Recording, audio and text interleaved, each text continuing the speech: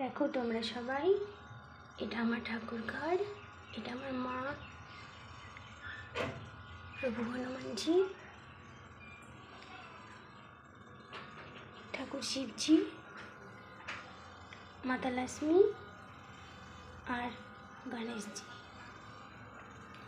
আজ আমি অন্নভোগ করেছি। আজ রান্না করেছি ভাত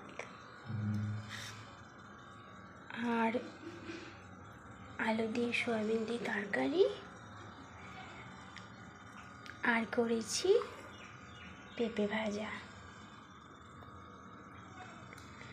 আমার সোনা মা আজ পেঁপে ভাজা আর আলু সয়াবিন দিয়ে ভাত খাবে।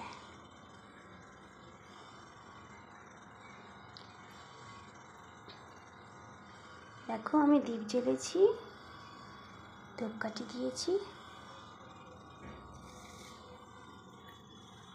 এবার আমি একটু পুজো করব। ঘটে জল নিয়েছি, ভোলানাথের মাথায় ঢালবো। এবার একটু পুজো করব আমি এই ফুলগুলো দিয়ে। পুজো পরে শঙ্খ বাজাবো, তারপর মা লক্ষ্মীর পাঁচালি পড়ব।